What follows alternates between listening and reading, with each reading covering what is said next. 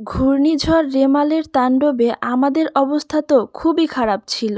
গোটা ২টা দিন কারেন্ট ছিল না। এরপরে আমরা চলে গেলাম ফোন চার্জ দিতে।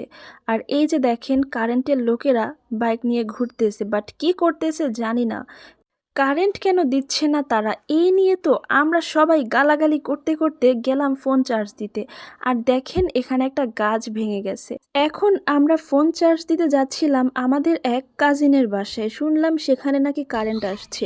কি এক ঝামেলায় পড়লাম ভাইরে ভাই, গোটা একটা দিন আমার ফোনটা অফ ছিল। এর আগে কখনোই আমার সাথে এরকম হয়নি, মেঘ দেখলেই আগে গিয়ে ফোন চার্জ দিতাম, সেখানে এত বড় ঝড় হবে জেনেও কেন ফোন চার্জ দেয়নি আপনারা এটা বলতে পারেন। ভাই এটা বলার আগে আমি বলি, আমি ভেবেছিলাম একটু পূর্ব পরিকল্পনা করে নেওয়া যাক।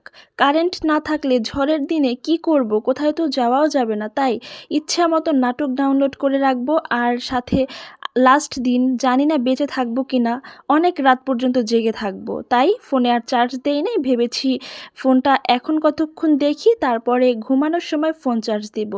ও মাই গড, ঘুমাইতে গেছি সাথে সাথে কারেন্ট চলে গেছে। ভাবছিলাম হয়তো আবার আসবে কারেন্ট, কারণ তখনও ঝড় শুরু হয়নি।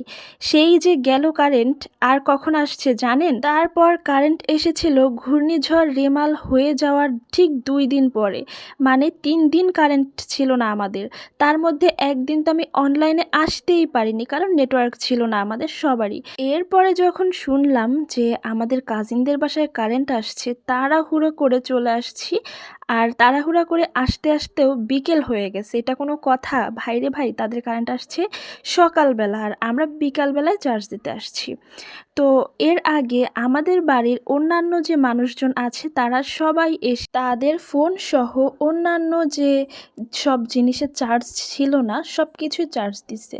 তো তার মধ্যে আমি কোন জায়গায় চার্জ দিব সেটাই খুঁজে পাচ্ছিলাম না। এখানে দেখেন কত কিছু চার্জ দেওয়া আছে, আছে লাইট, তারপরে হচ্ছে চার্জার, ফ্যান, বিভিন্ন ধরনের চার্জার, এবং সাথে ছিল ফোন, পাওয়ার ব্যাংক, আরও কত কি। কারণ সবাই এখন পরিকল্পনা নিয়েই আসছে যাতে 2-4 দিন কারেন্ট না আসলে অনায়াসে আমরা চলে যেতে পারি। আমার ফোনে চার্জ হতে খুবই অল্প সময় লাগে, আর আমি বাসা থেকে 2টা ফোন নিয়েছিলাম চার্জ দেওয়ার জন্য। এরপরে আমি আমার একটা ফোন চার্জ কমপ্লিট হওয়ার পরে চলে আসলাম এদের বাসার পেছনে, মানে এই জায়গাটাকে এখন এত সুন্দর লাগছে, ভাবলাম আপনাদের সাথে একটু শেয়ার করি। এইটাকে এখন অনেকটাই মিনি কুয়াকাটা বলা চলে, গরিবের কুয়াকাটা বললেও ভুল হবে না। আর এখানে একটা তারখাম্বা দেখতে পাচ্ছি হেলে গিয়েছে। মনে মনে এটাই ভাবছিলাম যে জানি না কবে কারেন্ট আসবে। আর অনেক জায়গাতে তো দেখেছিলাম যে 50 টাকা করে স্মার্টফোন চার্জ দেয়।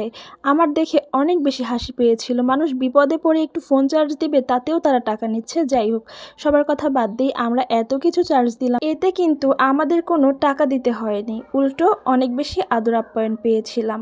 ও হ্যাঁ, আপনাদেরকে তো বলা হয়নি, এই যে আপনারা চারদিকে পানি দেখতে পাচ্ছেন, এই সব পানিতে কিন্তু মাছে পানিতে সমান হয়ে গিয়েছে। অনেকেই অনেক মাছ পেয়েছে, কিন্তু আমরা কোনো মাছ পাইনি। আর আমাদের ভাগ্যটা অনেক বেশি ভালো ছিল গাইজ, আমরা অনেক বেশি খুশি, এবং আল্লাহর রহমতে আমরা তার পরের দিনই কারেন্ট পেয়ে গিয়েছি। সো ভিডিওটা আর লং করব না, ভালো থাকবেন আপনারা সবাই। Tata and take care.